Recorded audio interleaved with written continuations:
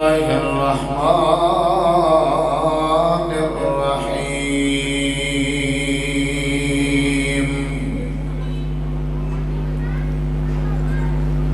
هل جزاء الإحسان إلا الإحسان.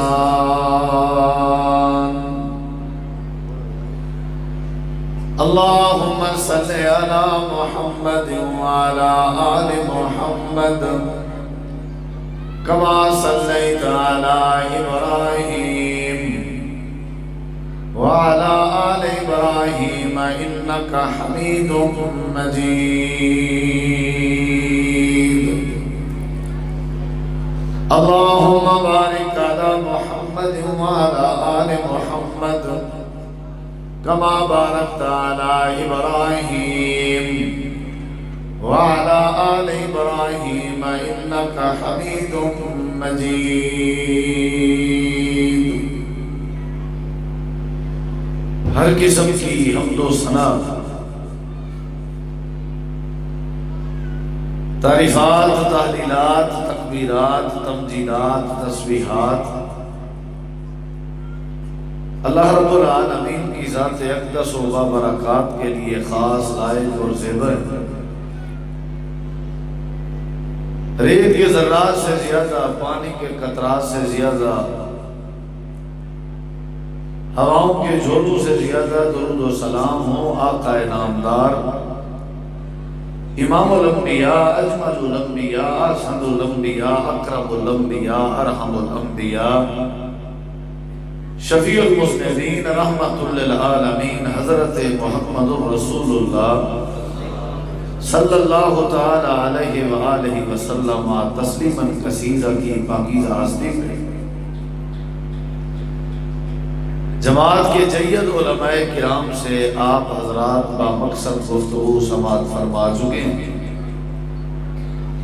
اور انشاءاللہ الرحمن بفضل اللہ تعالی میرے بعد بھی خصوصی بامقصد اور آخری خطاب انشاءاللہ آپ سماعت فرمائیں گے.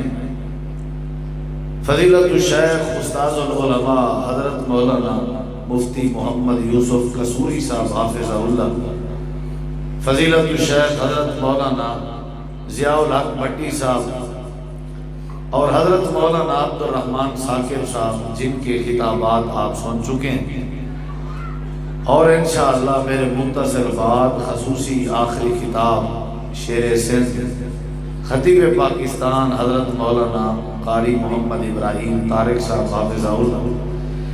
انتہائی مختصر وقت میں چند معروضات آپ کی خدمت عالیہ میں پیش کرنے کا ارادہ رکھتا ہوں. دعا ہے اللہ تعالی ہم سب کا مل بیٹھنا، مسجد حاضہ کی انتظامیہ اور اس بزم کو سجانے والے احباب کی محنت، معاونین دوستوں کا تعاون کرنا، اللہ تعالیٰ اپنی بارگاہ عالیہ میں قبول منظور فرما کے ہم سب کے لیے ذریعہ نجات بنائے. یہ اٹھنا بیٹھنا بند کر دیں اور پروگرام میں، محفل میں، بزم میں سنجیدگی اختیار کریں، اور جتنے احباب مسجد کے اندر تشریف فرما ہیں، آپ اپنے ایمان کا ثبوت دیتے ہوئے آپ تشریف لائے ہیں، قرآن و حدیث کی محفل میں آپ بیٹھے ہیں، آپ بڑے ہی خوش نصیب ہیں. تو میری تمام دوستوں سے گزارش ہے کہ انتہائی ادب سے، سنجیدگی سے، پیار سے اور محبت سے تشریف رکھیں، اور سارے احباب سے مؤدبانہ التماس ہے کہ تھوڑا تھوڑا سٹیج کے قریب تشریف لیں. اگر کسی ساتھی کو میری درخواست سمجھ آئی ہے تو وہ اپنی جگہ سے تھوڑا سا آگے آ جائے. ہر ساتھی، جتنے دوست آپ تشریف فرما ہے نا، ہر ساتھی اپنی جگہ سے تھوڑا سا آگے آ جائے، مہربانی ہوگی.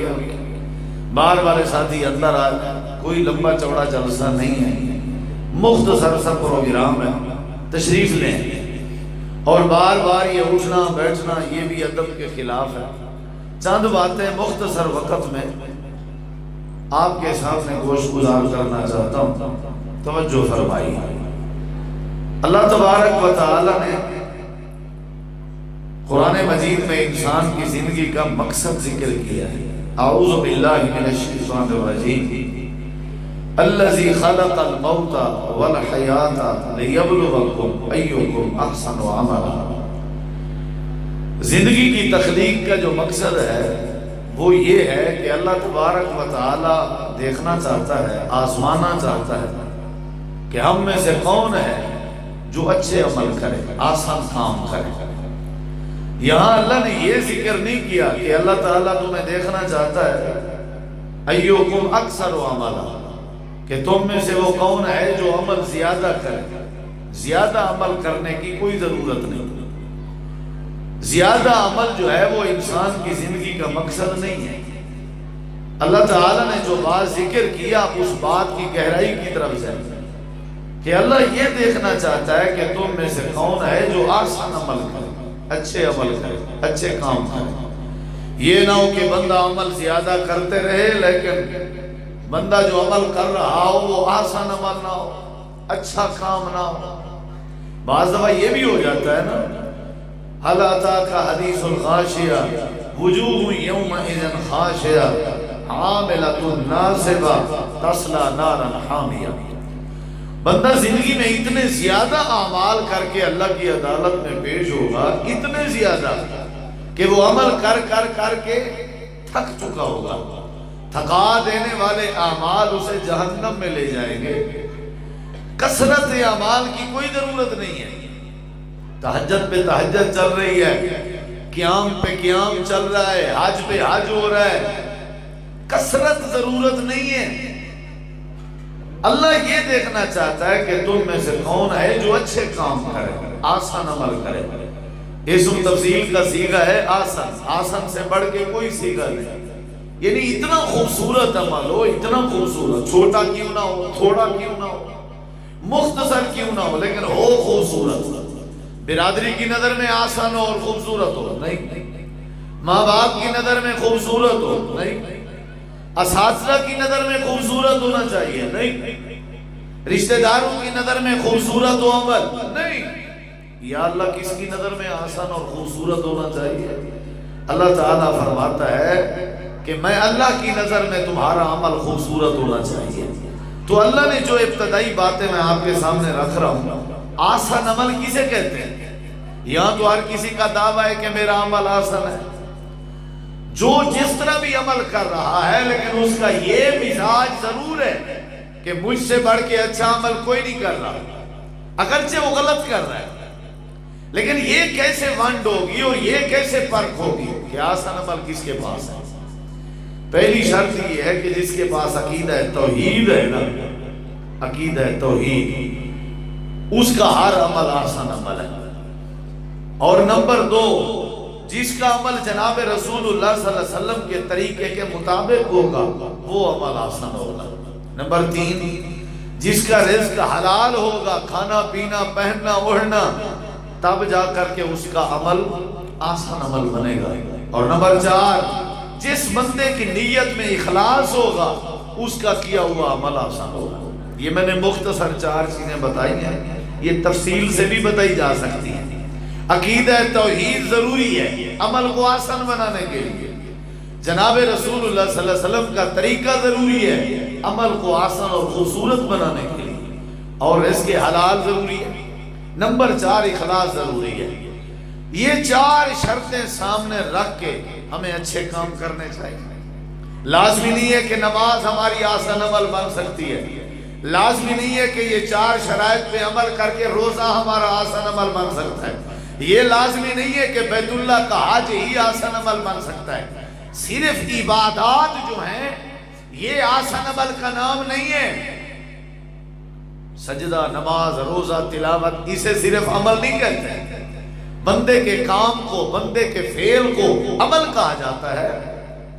جہاں عبادات کا حکم ہے وہاں معاملات اور اخلاقیات پہ زور دینے کا بھی حکم ہے۔ یعنی جو بندہ اخلاقیات کو مد نظر رکھے گا اس کا اخلاقیات کے معاملے میں بھی عمل آسان اور خوبصورت ذکر کیا جائے گا۔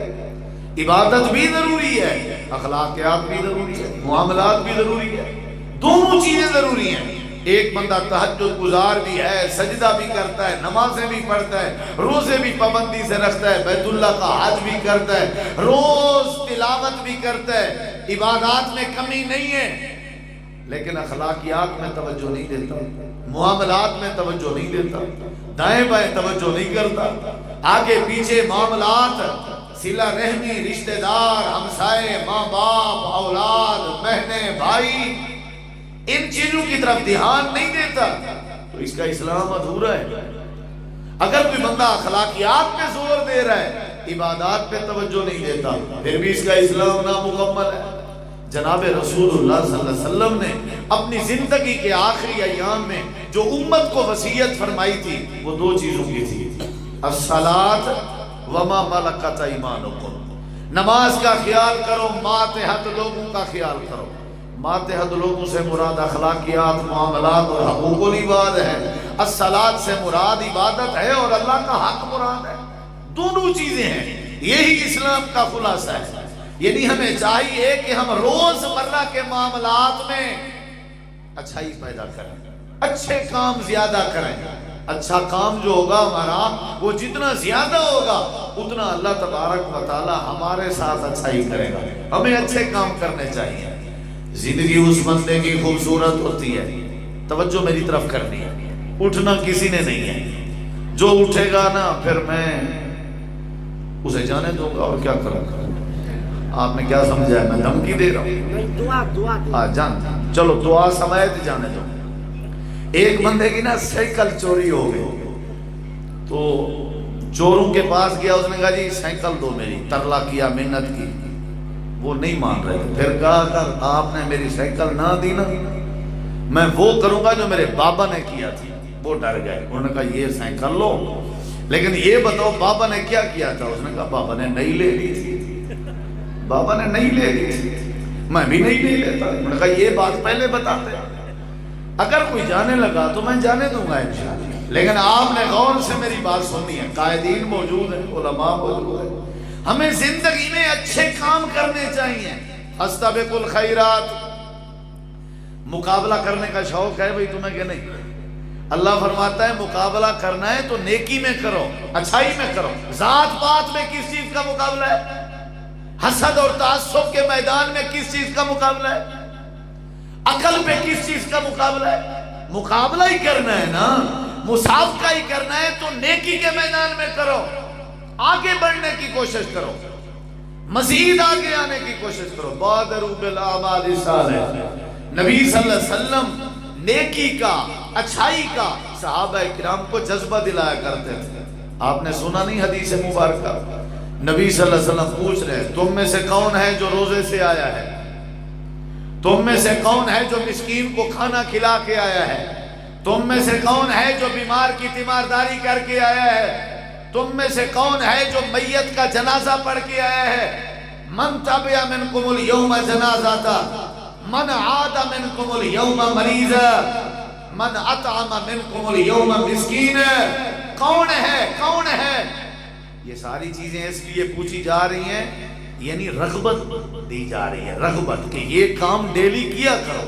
اور ہر سوال کے جواب میں جناب ابو بکر صدیق رضی اللہ عنہ فرماتے ہیں انا یا رسول اللہ، قال ابو بکر انا یا رسول اللہ، تیمارداری کر کے میں ابو بکر آیا ہوں، جنازے میں شرکت کر کے میں ابو بکر آیا ہوں، روزہ رکھ کے میں ابو بکر آیا ہوں، مسکین کو کھانا کھلا کے میں ابو بکر آیا ہوں۔ میرے نبی پاک خوش ہوئے، مسکرائے، آپ نے فرمایا جس بندے کے نام اعمال میں یہ ساری اچھائیاں، بھلائیاں، نیکیاں ایک ہی دن میں جمع ہو جائیں تو اللہ تبارک و تعالیٰ اس خوش نصیب کو جنت کے 8 دروازوں سے آواز دے۔ یعنی یہ شوق دلایا جا رہا ہے، ہمیں بھی اچھائی پہ زور دینا چاہیے۔ یہ نہیں دیکھنا چاہیے نیکی اچھائی چھوٹی ہے یا بڑی، نہیں، آگے بڑھنا چاہیے۔ نیکی جو کرے گا اس کی زندگی خوبصورت ہوگی، بھلائی جو کرے گا، اچھائی جو کرے گا۔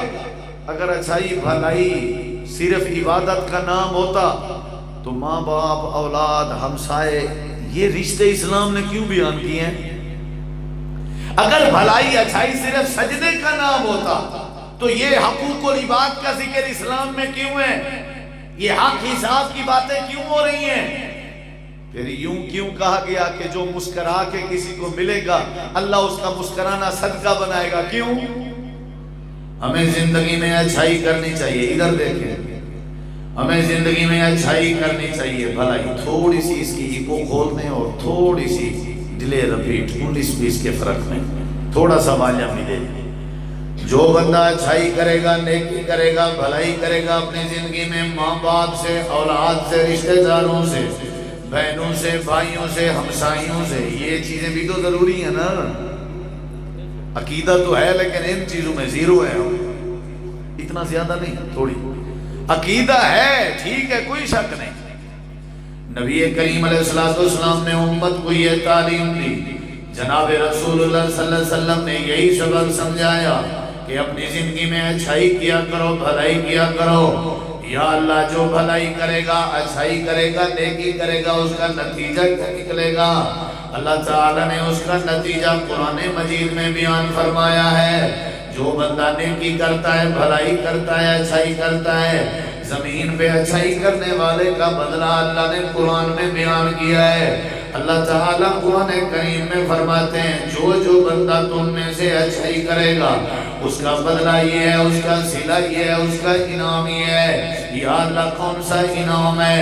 اللہ فرماتا ہے ان رحمت اللہ قریب من المحسنین.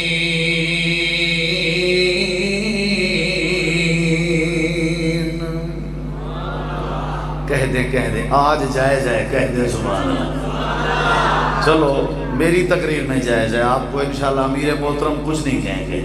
قرآن سننے کے بعد آپ نے اللہ کی تعریف ضرور کرنی ہے، پھر کریں. جو نہیں کرے گا اسے بھی کرنی چاہیے، پھر کہیں گے.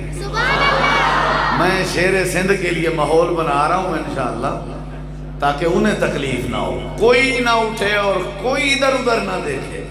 ہمیں اچھائی کرنی ہے، بھلائی کرنی ہے، قرآن و سنت کا پیغام لے کے جائیں.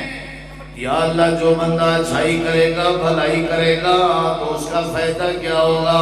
اللہ تعالیٰ فرماتے ہیں جو بندہ بھلائی کرے، اچھائی کرے، پہلا فائدہ یہ ہے، پہلا انعام یہ ہے کہ اللہ تبارک و تعالیٰ کی رحمت اس کے قریب ہو جاتی ہے، اس کی زبان کے قریب ہو جاتی ہے، اللہ کی رحمت اس کے گھر کے قریب ہو جاتی ہے.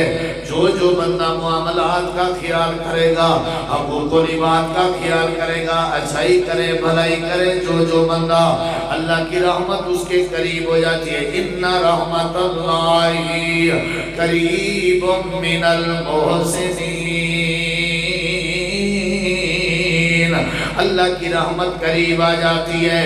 رب کے قرآن نے دوسرا فائدہ بتایا نیکی کرنے کا، اچھائی کرنے کا، بھلائی کرنے کا. ماں باپ کے ساتھ، اپنی بیٹیوں اور اپنے بیٹوں کے ساتھ بھلائی کرنے کا دوسرا فائدہ، اپنے ہمسائیوں کے ساتھ بھلائی کرنے کا دوسرا فائدہ. دکاندار اپنے گاہک کے ساتھ بھلائی کرے تو اس کا کیا فائدہ ہے؟ گاہک اپنے دکاندار کے ساتھ بھلائی کرے تو اس کا کیا فائدہ ہے؟ اللہ نے فائدے ذکر کیے ہیں بھلا کرنے والے، اللہ نے فائدے ذکر کیے ہیں اچھائی کرنے والے کے. یا اللہ دوسرا فائدہ کون سا ہے؟ اللہ فرماتے ہیں جو بندہ بھلائی کرے گا میں اللہ کریم اس کے ساتھ محبت شروع کر دوں گا. ایک تو اللہ کی رحمت مل جائے گی، وہ رحمت جس کے بغیر گزارا ہی نہیں ہے، مل جائے گی. جو اچھائی کرے گا، شکل کا کالا ہے، گورا ہے، عام ہے، خاص ہے، عربی ہے، اجمی ہے، کوئی بھی ہے، جو اچھائی کرے گا، بھلائی کرے گا، اللہ کی رحمت قریب آ جائے گی. اور جو بھلائی کرے گا، اچھائی کرے گا، اللہ کی محبت نصیب ہو جائے گی. یاد رکھیے اللہ کی محبت مل جائے تو پھر بندے کا کوئی نقصان نہیں کر سکتا. دنیا کی کوئی طاقت اسے پریشان اور شرمندہ نہیں کر سکتی۔ اللہ کی محبت، اللہ کی محبت، یعنی اللہ کی محبت کے مل جانے کا مطلب یہ ہے اللہ کی جنت گویا کہ مل گئی۔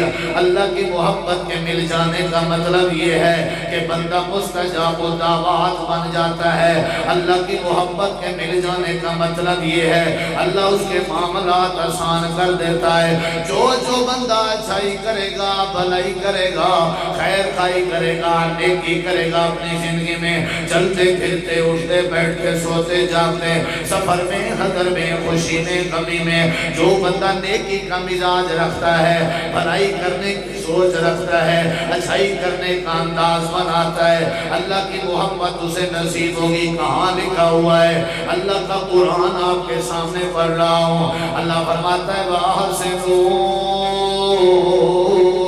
إِنَّ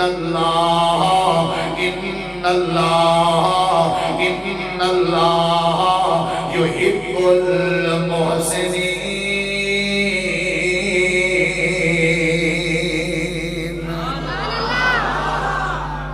جو بندہ اچھائی کرے گا اللہ کی رحمت قریب ہوگی، رب کی محبت نصیب ہوگی۔ کتنے فائدے ہو گئے؟ بولو اور کیا چاہیے؟ اور کیا چاہیے؟ جو اچھائی کرے گا، جو یہ لفظ احسان اور محسن آئے گا قرآن میں، غور کیجئے گا۔ جو بندہ بھلائی کرے گا، اچھائی کرے گا، احسان کرے گا، نیکی کرے گا غریبوں پہ، یتیموں پہ، مسکینوں پہ، جو کرے گا اللہ کی رحمت قریب آئے گی، اللہ کی محبت نصیب ہوگی۔ اور اللہ کی محبت نصیب ہونے کے زمرے میں دوسری آیت کریمہ سنیے۔ اللہ تعالیٰ نے قرآن کریم میں فرمایا الذین ينفقون فی السراء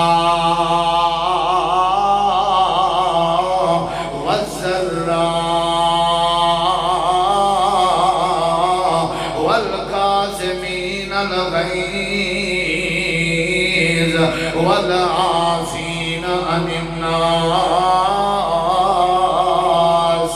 والله يحب المحسنين۔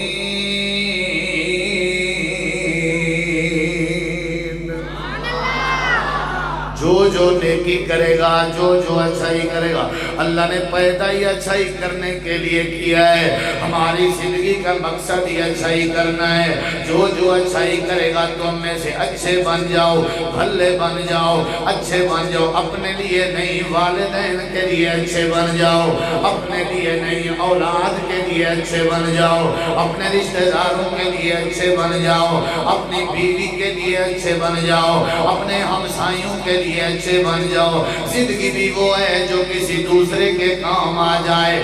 خیر الناس من ينفع الناس، جو لوگوں کو اپنی زندگی میں فائدہ نہیں دے سکتا، جو لوگوں کے ساتھ اچھائی نہیں کر سکتا، اس کی زندگی بیکار ہے۔ اللہ نے پیدا ہی اس لیے کیا ہے تاکہ دوسروں کے ساتھ بھلائی کی جائے۔ جو بندہ کسی کے ساتھ بھلائی کرے گا اللہ کی رحمت اس کے قریب آ جائے گی۔ جو بھلائی کرے گا اللہ کی محبت اسے نصیب ہو جائے گی۔ تیسرا فائدہ قرآن کی روشنی میں، جو بندہ کسی سے بھلائی کرے گا، نیکی کرے گا، اچھائی کرے گا، اللہ اس نیکی کرنے والے کی نیکی کو ضائع نہیں کرتا۔ مزدور کی مزدوری ضائع ہو سکتی ہے، ادھر دیکھیں، اچھائی کرنے والے کی اچھائی ضائع، بولیں، بھلائی کرنے والے کی بھلائی ضائع، بولیں، نہیں ہوتی۔ کہاں لکھا ہوا ہے؟ توجہ میری طرف، ادھر دیکھیں، مجھے پتہ ہے، ادھر دیکھیں ذرا کیا مسئلہ ہے۔ جب بندہ اچھائی کرتا ہے تو اللہ اس کی اچھائی کو ضائع، بولو، ضائع۔ غار والوں کو اللہ نے پتھر کی مصیبت سے نجات دی تھی کہ نہیں؟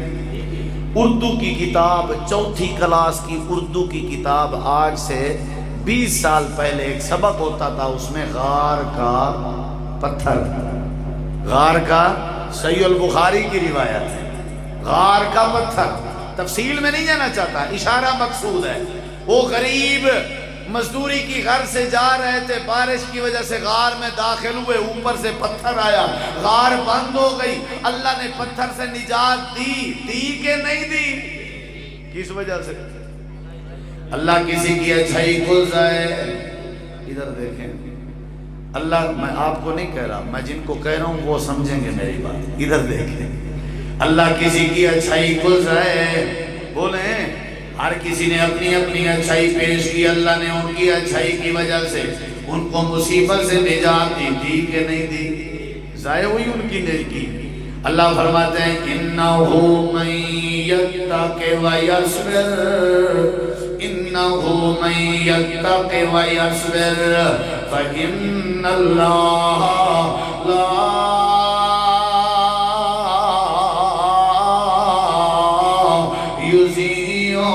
اجر المحسنین،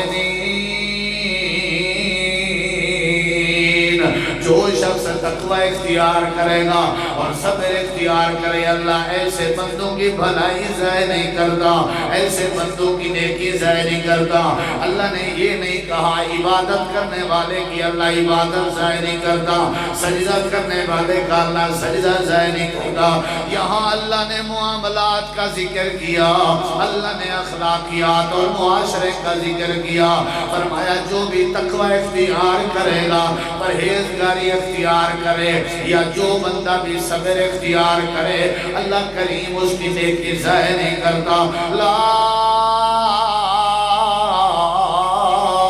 یضیع اجر المحسنین، جو بندہ اچھائی کرے اس کا پہلا فائدہ اللہ کی رحمت قریب آ جاتی ہے، اس کا دوسرا فائدہ اللہ کی محبت نصیب ہوتی ہے، اور اس کا تیسرا فائدہ اللہ اس کی نیکی ضائع۔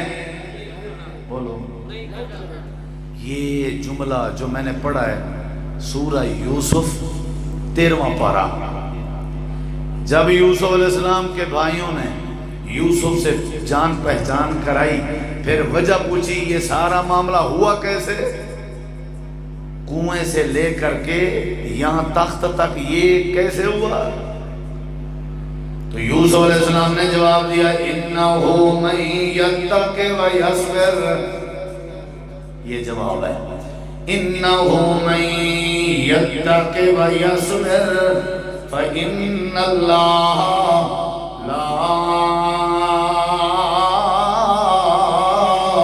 یضیع اجر المحسنین۔ او میرے بھائیوں، جو بندہ نیکی کرتا ہے، صبر کرتا ہے، تقوی اختیار کرتا ہے، یعنی یہاں نیکی کون سی مراد ہے؟ جس بندے کو بھائی مارتے ہوں اور وہ بھائیوں کو معاف کرتا رہے، یعنی جو بھائی زیادتی کرتے رہیں، جو بندہ اپنے بھائیوں کی زیادتی کو نظر انداز کرتا رہے، اللہ ایسے بندے کی ایسی نیکی کو ضائع نہیں کرتا ہوتا۔ یعنی اصل نیکی کیا ہے؟ ماں باپ کے ساتھ نیکی کرنا اصل نیکی ہے، اپنی بہنوں کے ساتھ اچھائی کرنا اصل نیکی ہے، اپنی بیوی اور بچوں کے ساتھ بھلائی کرنا اصل نیکی ہے۔ جتنا مرضی سجدہ کرتے رہو، اگر معاشرے میں کسی کے ساتھ بھلائی نہیں کرو گے تو سجدے کرنے کا کوئی فائدہ نہیں۔ جتنا مرضی بیت اللہ کے حج کرتے رہو، اگر یتیموں کے سر پہ شفقت کا ہاتھ نہیں رکھو گے بیت اللہ کے حج کرنے کا کوئی فائدہ نہیں۔ جتنا مرضی تلاوتیں کرتے رہو، اگر کسی بیوہ کا سہارا نہیں بنو گے تو تلاوت قرآن کرنے کا کوئی فائدہ نہیں۔ جتنا مرضی تسبیحات پڑھتے رہو، اللہ کی تسبیح کرتے رہو، اگر ہمسائیوں کی غربت کا خیال نہیں آئے گا تو تسبیح پڑھنے کا کوئی فائدہ نہیں۔ جو بندہ اچھائی کرے، جو بندہ بھلائی کرے، جو بندہ نیکی کرے، اللہ تبارک و تعالیٰ کی رحمت اس کے قریب ہو جاتی ہے، اللہ کی محبت اسے نصیب ہو جاتی ہے، اور اللہ ایسے بندے کی نیکی کبھی ضائع نہیں کرتا۔ کتنی باتیں ہو گئی، ادھر دیکھیں کتنے فائدے ہو گئے۔ کرو گے بھلائی، کرو گے نیکی، اللہ ضائع۔ بندہ لاہور میں رہتا ہے، ادھر دیکھیں ہے فیصل آباد کا، یہ ویسی کہانی نہیں ہے سنی سنائی، حقیقت پہ ہے۔ لاہور میں رہتا ہے فیصل آباد، کروڑوں پتی ہے بندہ، بڑا اس کے پاس سرمایہ ہے، کینسر ہے کچھ؟ چلو ہاں جی چلو چلو. وہ بڑا کاروباری تھا، ادھر دیکھیں بیمار ہو گیا. اللہ سب بیماروں کو شفا دے. ٹیسٹ کروائے گئے تو رپورٹ کیا آئی؟ Blood cancer. کیا آئی؟ ادھر دیکھیں بلڈ کینسر. بڑا پریشان ہوا، بڑا پریشان ہوا. میں مسافر ہوں، اللہ مسافر کی دعا رد نہیں کرتا. یا اللہ جتنے لوگ بیمار ہیں سب کو شفا دے، سب کو مکمل شفا دے، بلا تخصیص سب کو شفا دے. ہے اللہ توجہ میری طرف. تو یہ ایک مولانا صاحب کے پاس آ گیا، مولانا بلڈ کینسر ہے، کوئی وظیفہ بتائیے، دعا بتائیے، ذکر بتائیے، آیت بتائیے. مولانا کہنے لگے وظیفہ بعد میں بتاؤں گا، پہلے آپ بتاؤ کتنا عرصہ ہو گیا رشتہ داروں میں گئے ہوئے، برادری میں گئے ہوئے، بستی میں گئے ہوئے. کہنے لگا 20 سال کا عرصہ ہو گیا میں برادری میں پیچھے گاؤں میں نہیں گیا. مولانا کہنے لگا آیت بعد میں بتاؤں گا، وظیفہ بعد میں بتاؤں گا، پہلے برادری کی طرف جا، بستی میں جا، کچھ دن گزار کے آپ وہاں رہ کے آپ بعد میں آنا، جیسا کہے گا تو ایسا کروں گا. اس نے کہا ٹھیک ہے مولانا میں چلا جاتا ہوں. یہ 20 دن کے لیے چلا گیا اپنی برادری میں. وہاں جا کر کے برادری کی خوشی میں شریک ہوا، برادری کی غمی میں شریک ہوا. جا کر کے پہلے دن سب کو اعلان کر کے بلاتا ہے اور کہنے لگا جس کی بیٹی، جس کی بہن، جس کی بچی خرچے کی وجہ سے بیٹھی ہوئی ہے، نکاح نہیں کر سکا، وہ مجھے بتاؤ، میں خرچہ دینے کے لیے تیار ہوں، اپنی بیٹی کے نکاح کی تیاریاں کرو. اگر کسی بندے کا روزگار نہیں ہے مجھے بتاؤ، میں تمہارے روزگار بنانے کے لیے تیار ہوں. اگر کسی کا مکان اپنا ذاتی نہیں ہے جگہ بتاؤ، میں مکان بنانے کے لیے تیار ہوں. ان کی خوشی کو اپنی خوشی سمجھنے لگا، ان کی پریشانی کو اپنی پریشانی سمجھنے لگا. غریبوں کے ساتھ محبت کرتا رہا، تعامل کرتا رہا. جو لوگ بھوکے ہو کے سویا کرتے تھے ان کو پیٹ بھر کے کھلا کے سویا کرتا. وقت گزرتا رہا، 20 دن گزر جانے کے بعد واپس لاہور چلا جاتا ہے. مولانا میں آپ کے کہنے پہ چکر لگا کے آیا ہوں، اب بتائیے کون سی آیت پڑھوں کہ اللہ مجھے شفا دے دے. مولانا فرمانے لگے پہلے میرے ساتھ چلیے، جا کر کے ٹیسٹ کرواتے ہیں. چلے گئے اسی لیبارٹری پہ، جا کر کے اس کے سارے ٹیسٹ کروائے گئے. جو ٹیسٹ 20 دن پہلے بلڈ کینسر کی رپورٹ کے آ رہے تھے، 20 دن کے بعد اللہ کی قسم ہے ہر ٹیسٹ کی رپورٹ نیل آ رہی ہے، نیل آ رہی ہے. کوئی بلڈ کینسر نہیں، کوئی بی پی کا مسئلہ نہیں، اس کا کوئی شوگر کا مسئلہ نہیں. یہ رپورٹیں دیکھتا جا رہا ہے، آنکھوں سے اشک آ رہا ہے، آنسو نکل رہے ہیں. مولانا میں نے کوئی انجیکشن نہیں لگوایا، مولانا میں نے کوئی ٹیبلٹ نہیں کھائی، مولانا میں نے کوئی سیرپ نہیں پیا، یہ مجھے کیسے شفا مل گئی؟ مولانا نے کہا لوگوں کے ساتھ جو بھلائی کرتا رہا، غریبوں کی مدد کرتا رہا، یتیموں کے سر پہ شفقت کا ہاتھ رکھتا رہا، اپنی بستی اور رشتہ داروں کے مریضوں کا علاج کرتا رہا، جو بے سہارا تھے ان کا سہارا بنتا رہا، جن کے مکان نہیں تھے ان کے مکان بناتا رہا. وہ لوگ اس وقت تک سویا نہیں کرتے تھے جب آپ کے حق میں شفا کی دعا نہیں کیا کرتے تھے. یہ دعاؤں کا نتیجہ ہے، یہ لوگوں کے ساتھ بھلائی کرنے کا نتیجہ ہے، یہ لوگوں کے ساتھ اچھائی کرنے کا نتیجہ ہے، یہ لوگوں کے ساتھ خیر خواہی کرنے کا نتیجہ ہے. اللہ قرآن میں سچ فرماتا ہے جو بندہ نیکی کرے گا کسی راہی سے، جو بندہ نیکی کرے گا کسی مسافر سے، جو بندہ نیکی کرے گا کسی یتیم سے، جو بندہ نیکی کرے گا کسی غریب سے، اللہ اس کی نیکی ضائع نہیں کرے گا.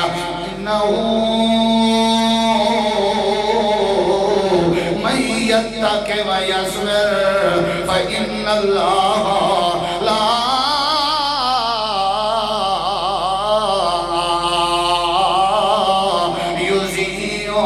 أجر المحسنين.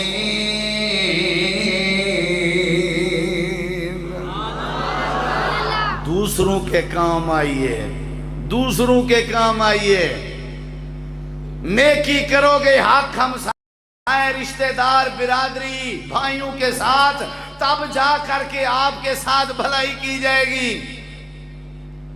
اللہ کی رحمت قریب ہوتی ہے، اللہ کی محبت نصیب ہوتی ہے۔ نمبر 3 اللہ نیکی کا بدلہ صاحب بولیے۔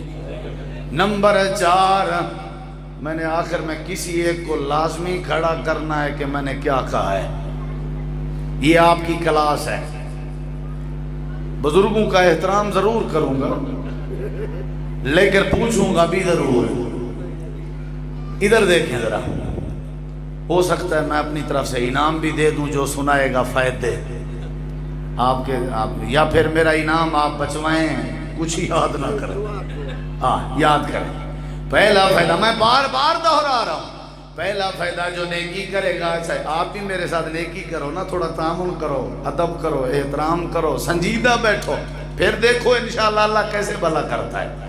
اللہ کی رحمت قریب ہوگی، اللہ کی محبت نصیب ہوگی، اللہ نیکی ضائع نہیں کرے گا۔ نمبر 4 ادھر دیکھیں، نمبر 4 اللہ فرماتا ہے جو بھلائی کرے گا میں اللہ اس کی برائیاں مٹا دوں گا۔ نیکی کرنے سے میں اللہ گناہ آٹومیٹک سسٹم ہے جس کے نام اعمال میں نیکی آتی جائے گی، گناہ مٹتا جائے گا۔ کہاں لکھا ہوا ہے ان الحسنات یذہبن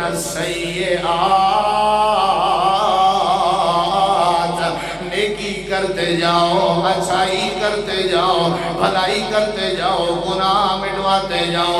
امام کائنات نے فرمایا بنی اسرائیل کی بدترین عورت، گناہگار ترین عورت کتے کے بچے کی پیاس بجھا دیتی ہے۔ اللہ تبارک و تعالی جانور کے ساتھ بھلائی کرنے کے بدلے میں اس گناہگار عورت کے سارے گناہ معاف کر دیتا ہے۔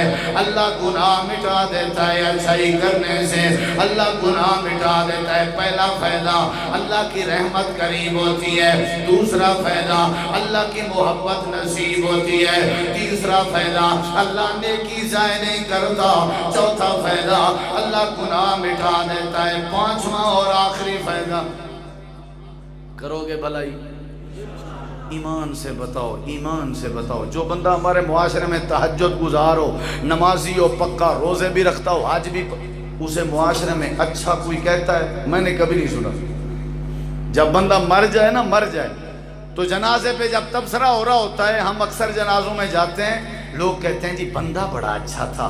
یہ ساتھ کوئی نہیں کہتا کہ نمازی تھا اچھا تھا، یہ کوئی نہیں کہتا، میں نے کبھی نہیں سنا۔ بندہ بڑا اچھا تھا، حاجی تھا، ہر سال حج پہ جاتا تھا، نہیں۔ لوگ آپ کی اچھائی کی تعریف اس وقت کریں گے جب آپ لوگوں کے ساتھ اچھائی کرو گے۔ بندہ کہے گا جی بندہ بہت اچھا تھا، غریبوں کی غربت برداشت نہیں کرتا تھا، بہت اچھا تھا، جب بھی ملتا مسکرا کے ملتا، بہت اچھا تھا یار، اتنا صابری بندہ تھا، چھوٹے بھائی سارے مل کے ساری زندگی اس پہ کیس کر کے عدالت میں اسے پیش کرواتے رہے، پھر بھی وہ بھائیوں سے بدلہ نہیں لیتا تھا، بڑا اچھا تھا۔ نمازی کو اچھا کوئی نہیں کہتا، پڑھنی چاہیے نماز، لیکن نمازی نماز پڑھ رہا ہے، نمازی کو نماز کا اپنی ذات کو فائدہ ہو رہا ہے۔ جب کسی کے ساتھ بھلائی کرو گے ذات کو بھی فائدہ ہے، اولاد کو بھی فائدہ ہے، معاشرہ بھی سنور رہا ہے، اللہ عرشوں میں بھی خوش ہو رہا ہے۔ لوگوں کے ساتھ بھلائی کیجیے، کتنے فائدے ہو گئے؟ کتنے؟ پہلا فائدہ رحمت قریب ہوگی، شیخ صاحب شفقت فرمائے آپ نہیں، رحمت قریب ہوگی۔ دوسرا فائدہ آپ اور آپ تگڑے رہو، تگڑے رہو، اللہ کی رحمت قریب ہوگی۔ نمبر 2 محبت نصیب ہوگی۔ نمبر 3 اللہ نیکی ضائع نہیں کرے گا۔ نمبر 4 اللہ تجربہ کر کے دیکھیں، کسی کے ساتھ بھلائی کر کے دیکھو، اگر یہ فائدے نصیب نہ ہوں میں منبر پہ بیٹھنا چھوڑ دوں گا۔ تجربے کی بات ہے، یہ تھیوری نہیں ہے، یہ خطابت نہیں ہے، حقائق کی بات کر رہا ہوں۔ اللہ کے کلام پہ یقین کر کے آپ کسی کے ساتھ بھلائی کریں، اللہ آپ کو یہ فائدے نصیب کرے گا اور اللہ آپ کی زندگی بہتر بنا دے گا۔ جو بھی اچھائی کرے گا نمبر 1 ڈالر ملیں گے اسے، اللہ کی رحمت قریب آئے گی۔ رحمت چاہیے آپ کو کہ نہیں چاہیے؟ مانگنی نہیں پڑے گی، خود بخود قریب آ جائے گی۔ اللہ کی محبت نصیب ہوگی، اللہ نیکی ضائع نہیں کرے گا۔ نمبر 4 اللہ 5واں اور آخری فائدہ، آپ چاہتے ہو کہ ہمارے ساتھ بھلا ہو؟ چاہتے ہو؟ ہر کوئی چاہتا ہے، فطرت ہے۔ کیا خیال ہے؟ چاہتے ہو نا؟ اولاد چاہتی ہیں ماں باپ میرے ساتھ بھلا کریں۔ یہ آخری باتیں میری خدا را توجہ فرمائیے۔ ماں باپ چاہتے ہیں اولاد ہمارے ساتھ بھلائی کرے، وہ چاہتے ہو کہ نہیں چاہتے؟ ایسے کیسے بھلائی ہوگی؟ خود کسی کے ساتھ بندہ بھلائی نہ کرے اور خود یہ تمنا رکھے کہ میرے ساتھ بھلائی ہو، یہ کیسے ہو سکتا ہے؟ واہ، یہ تو اصول کی بات ہے۔ مجھ سے کوئی بندہ پوچھے بھئی آپ مولانا عثمان صاحب کے جلسے پہ نہیں آئے، مثال، میں پہلے یہی جواب دوں گا کہ مولانا صاحب میرے جلسے پہ آئے تھے، میں جاؤں؟ فطرت ہے یار۔ او بھائی آپ کے سگے بھتیجے کی شادی تھی، آپ کیوں نہیں تشریف لے گئے؟ او نہیں جی نہیں، بھتیجا تو ہے لیکن وہ نہیں آئے تھے میرے بچے کی شادی پہ۔ یعنی جو آپ کے پاس آتا ہے پھر آپ اس کے پاس، اور جب آپ کسی کے پاس جاتے ہیں تو تب جا کر کے کوئی آپ کے پاس۔ آپ اگر چاہتے ہیں آپ کے ساتھ بھلائی ہو تو پہلے آپ کسی کے ساتھ بھلائی کریں گے تو تب اللہ جا کے بھلائی کرے گا۔ وہ ایک اردو کا محاورہ ہے نا، جیسا کرو گے، سارے بولو بولو یار، یہی بات اللہ نے سورہ الرحمن میں سمجھائی ہے۔ اسی آیت کو میں نے شروع میں پڑھا ہے۔ اللہ فرماتا ہے حل جزاء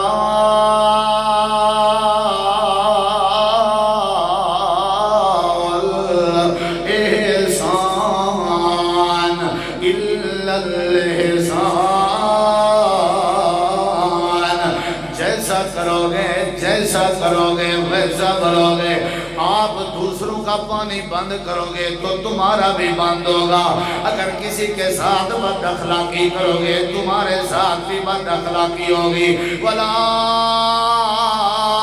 يَحِيقُ الْمَكْرُ السَّيِّئُ إِلَّا بِأَهْلِهِ، اگر کسی کا نقصان کرو گے تو تمہارا نقصان ہوگا۔ اللہ فرماتا ہے اگر چاہتے ہو تمہارے ساتھ اچھائی ہو، پہلے دوسروں کے ساتھ بھلائی کرو گے تو اللہ تمہارے ساتھ بھلائی کرے گا۔ اس کی یہ میرا دعویٰ ہے نا، بھلائی کرو گے تو بھلائی۔ اب آپ کہیں گے سمجھاؤ مولوی صاحب، کسی نے بھلائی کی ہو پھر اس کے ساتھ ہوئی ہو، کوئی دلیل آئے گی تو بات سمجھ آئے گی نا۔ سننا چاہتے ہیں آپ یا بس کر دوں؟ 12 بجے تو عثمان صاحب کو جھال۔ ہاں ٹھیک، توجہ میری، کتنی دیر چلو ادھر دیکھیں جی۔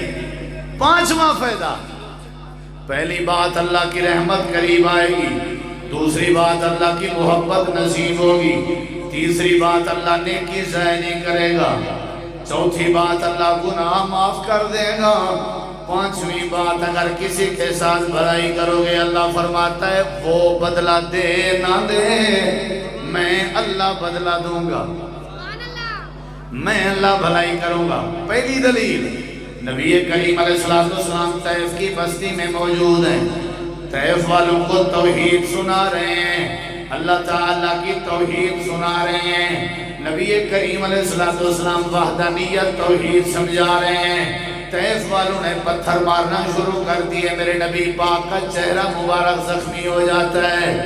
آپ علیہ السلام کے ساتھ حضرت زید بن حارثہ تھے، آپ کو قریب والے ایک باغ میں لے گئے، امام کائنات باغ میں تشریف فرمائیں، حضرت زید بھی ساتھ ہیں، آپ کے جسم سے نکلا ہوا خون آپ کے جوتے مبارک میں جم جاتا ہے، پاؤں نکالنا مشکل ہو رہا ہے، امام کائنات بیٹھے ہوئے ہیں، اچانک ایک شخص سامنے آ جاتا ہے، اللہ کے نبی جی آپ نے فرمایا کون؟ اللہ کے نبی میں مطعم بن عدی ہوں، میرا نام مطعم ہے، میں اپنے قبیلے کا سردار ہوں۔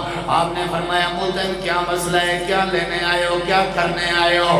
مطعم کہنے لگا اللہ کے نبی طیف والوں نے آپ کے ساتھ اچھا نہیں کیا، آپ کے ساتھ اچھا نہیں کیا، میں مسلمان تو نہیں ہوں لیکن آپ بااخلاق ہیں، آپ کے ساتھ زیادتی ہوئی ہے۔ اللہ کے نبی نے فرمایا کوئی بات نہیں، اللہ ان کا بھلا کرے۔ پھر کہتا ہے اللہ کے نبی میرے ذمے کوئی کام ہو تو میں حاضر ہوں۔ آپ نے فرمایا کیا کر سکتا ہے؟ اللہ کے نبی اگر اجازت ہو میں اپنی کسٹڈی میں آپ کو آپ کے گھر تک پہنچاؤں کہ طیف والے دوبارہ آپ کو تکلیف نہ دیں۔ آپ نے فرمایا اچھی بات ہے، اگر یہ نیکی کرتا ہے تو ٹھیک ہے یار کر۔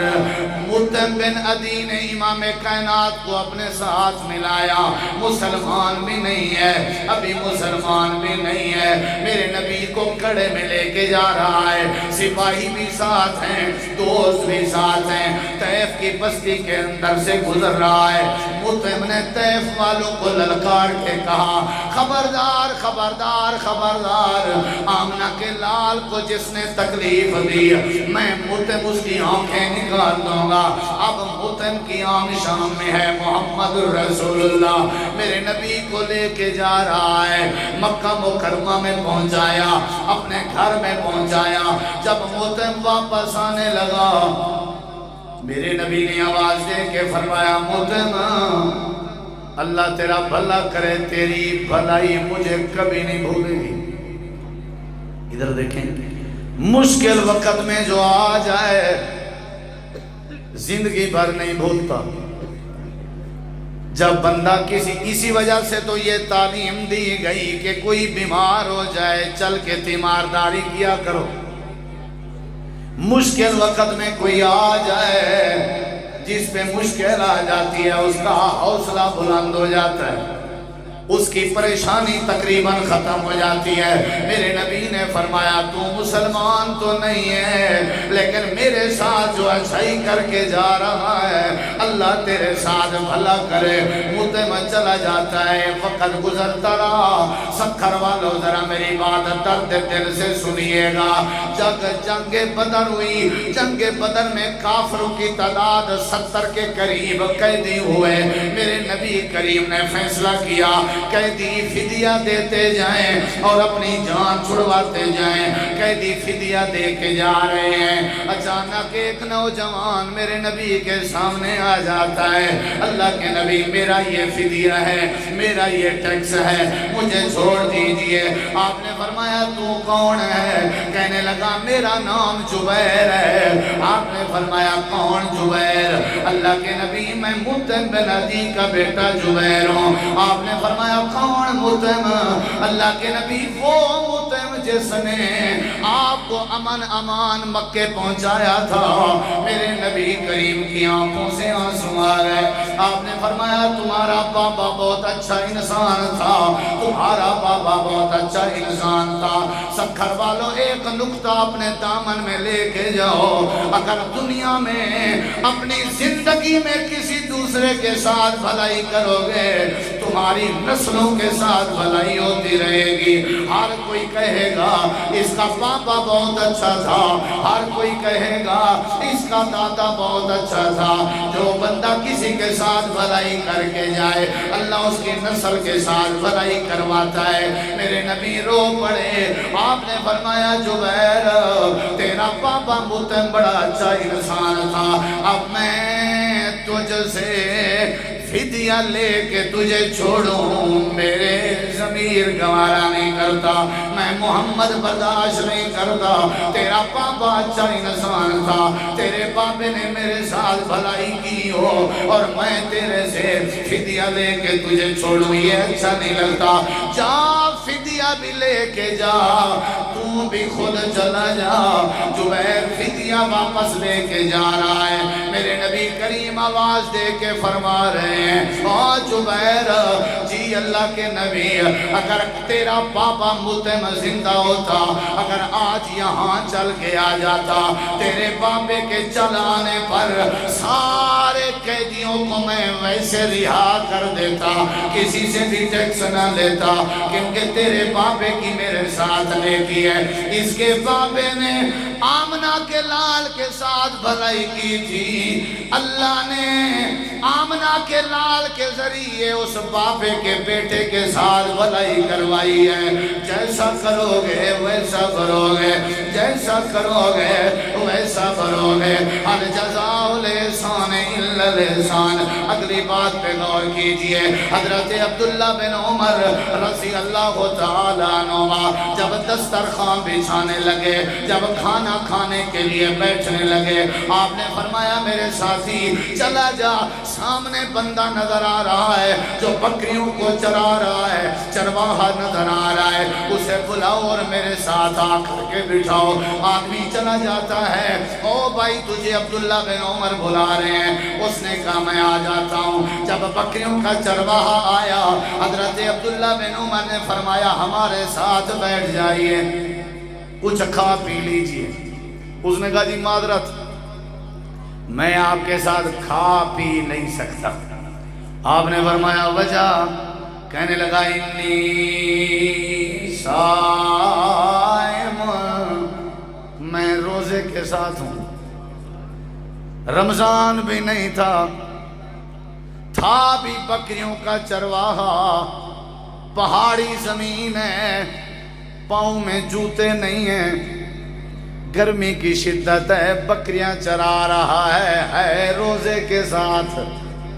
حضرت عبداللہ بن عمر سوچا بھی اس کی آزمائش کرتے ہیں اچھا یار یوں کر ادھر دیکھیں ایک بکری دے دے پورے ریوڑ سے موما کی قیمت ادا کرنے کے لیے تیار ہوں ذبح کرتا ہوں تمہارا حصہ گوشت کا بھی تمہیں دے دوں گا پیسے بھی لے جا گوشت بھی لے جا سوچ سوچ کے کہتا ہے اے قبلہ حضور یہ بکریاں میری نہیں ہیں میں غلام ہوں میرے مالک کا مال ہے میں اپنے مالک کی اجازت کے بغیر بکری نہیں بیچ سکتا یہ کیسے ہو سکتا ہے میری کیا مجال کہ میں اپنے مالک کا مال بیچوں حضرت عبداللہ بن عمر نے سوچا بات تو ٹھیک کر رہا ہے مزید اسے آزماتے ہیں حضرت عبداللہ بن عمر فرمانے لگے تیرے مالک کو کیا پتا چلے گا ابھی ایک بکری کم پڑ گئی ہے کہنے لگا میرا مالک بکریاں گن کے دیتا ہے شام کو بھی گن کے کھڑا کرتا ہے اسے پتا ہوتا ہے کون سی بکری کم ہے کون سی زیادہ ہے اچھا اگر اسے پتا بھی چل جائے جی اگر چل جائے تو میں کیا کروں حضرت عبداللہ بن عمر فرمانے لگے اگر پتا چل بھی جائے اسے کہنا میں سو گیا تھا بھیڑیا آیا جنگل سے بکری کھا گیا بھیڑیے کا بکری کھا جانا یہ تو معمول کی بات ہے خود بخود چپ ہو جائے گا تیرے پیسے بھی بن جائیں گے گوشت بھی تیرے گھر آ جائے گا سکھر والوں مرکز رحمانیہ میں آنے والوں شاہ خالد کالونی کے مہمانوں میرے جملے ضائع نہ کیجئے گا اس بکریوں کے چرواہے نے کیا جواب دیا اس کے چولے اور کرتے پہ ٹاکیاں لگی ہوئی ہیں سر پہ پگڑی نہیں ہے پیروں میں جوتے نہیں ہیں بکریوں کا چرواہا ہے آگے سے کہتا ہے اے عبداللہ بن عمر جب میں اپنے مالک کو مطمئن کر رہا ہوں گا اور یہ کہہ رہا ہوں گا کہ بھیڑیا بکری کھا گیا تھا اے عبداللہ مجھے مطمئن کیجئے پہلے مجھے بتائیے این اللہ اس وقت میرا اللہ کہاں ہوگا کیا میں اللہ کی نظروں سے اوجھل ہو جاؤں گا کیا اللہ مجھے نہیں دیکھ رہا ہوگا کیا میں اللہ کریم کے سامنے نہیں کھڑا ہوں گا اتنی سی بات کرنے کی دیر تھی حضرت عبداللہ بن عمر کی آنکھوں سے آنسو آ گئے دسترخوان لپیٹا واپس جا رہے ہیں اور بار بار یہی کہتے ہوئے جا رہے ہیں واہ میں بکریوں کا چرواہا تیرا ایمان، تم کہتا تھا این اللہ، اللہ پھر کہاں ہوگا؟ روتے روتے حضرت عبداللہ بن عمر مدینے میں آئے، آ کر کے پتہ کیا وہ غلام کس کا غلام ہے۔ آئیے آئیے آئیے دعوت فکر لے کے جائیے، یہ پیٹھ پیچھے اپنے مالک سے بھلائی کر رہا ہے، آسمانہ والا رب اس کے ساتھ کیسے بھلائی کرتا ہے؟ ذرا دیکھیے، غور کیجیے، اپنا ایمان بڑھائیے۔ حضرت عبداللہ بن عمر نے پوچھا یہ کس کا غلام ہے؟ جی فلاں بندے کا غلام ہے۔ حضرت عبداللہ بن عمر چلے گئے، غلام بیچنا ہے؟ اس نے کہا جی غلام بیچ دوں، بکریوں کا کیا ہوگا؟ فرمایا بکریوں کا بھی مول بتا، بکریوں کے بھی پیسے لے لے۔ بکریاں بھی خرید لی، عبداللہ بن عمر نے غلام بھی خرید لیا اور فرما گئے جب شام کو چرواہا واپس آئے میرے پاس بھیج دینا۔ حضرت عبداللہ بن عمر انتظار کر رہے ہیں، جب شام ہو جاتی ہے بکریوں کا چرواہا آ جاتا ہے۔ مالک نے کہا آج کے بعد تو میرا غلام نہیں ہے، عبداللہ بن عمر نے تجھے خریدا ہے، جا عبداللہ بن عمر کے پاس چلا جا۔ اس نے کہا ٹھیک ہے جی، میں نے تو غلامی کرنی ہے، جو بھی مالک مل جائے۔ حضرت عبداللہ بن عمر راہ تک رہے ہیں اور انتظار کر رہے ہیں۔ جب بکریوں کا چرواہا آیا، حضرت عبداللہ بن عمر مسکرا کے ملے اور فرمانے لگے جا تجھے مبارک ہو، میں نے تجھے خریدا ہے۔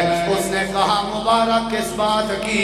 میں وہاں بھی غلامی کرتا تھا اور یہاں بھی غلامی کرتا رہوں گا۔ حضرت عبداللہ بن عمر مسکرا پڑے، فرمایا میں نے غلامی کے لیے نہیں خریدا، میں نے تجھے اللہ کی بندگی کے لیے خریدا ہے، میں تجھے آزاد کر رہا ہوں اور یہ بکریاں میں تجھے تحفہ دے رہا ہوں۔ جا آج کے بعد غلامی تیری زندگی سے ختم ہو جائے گی، آزادانہ طور پہ اللہ کی عبادت کر، مجھے تیری اچھائی بڑی پسند آئی۔ اللہ سچ فرماتا ہے جو کسی کے ساتھ بھلائی کرے گا اللہ اس کے ساتھ بھلائی کروائے گا، جیسا کرو گے ویسا بھرو گے۔ جو اچھائی کرے گا اس کا پہلا فائدہ ان رحمت اللہ قریب من المحسنین، رحمت قریب آئے گی۔ جو اچھائی کرے گا اس کا دوسرا فائدہ واحسنوا ان اللہ یحب المحسنین، اللہ کی محبت نصیب ہو جائے گی۔ جو نیکی کرے گا اس کا تیسرا فائدہ اللہ نیکی ضائع نہیں کرے گا، لا یضیع اجر المحسنین، جو نیکی کرے گا اس کا چوتھا فائدہ اللہ اس کے گناہ مٹا دے گا، ان الحسنات یذہبن السیئات۔ پانچواں اور آخری فائدہ جو بندہ کسی سے بھلائی کرتا رہے گا اللہ آسمان سے اس کے ساتھ بھلائی کرے گا۔ ہر جزاء الاحسان الا الاحسان۔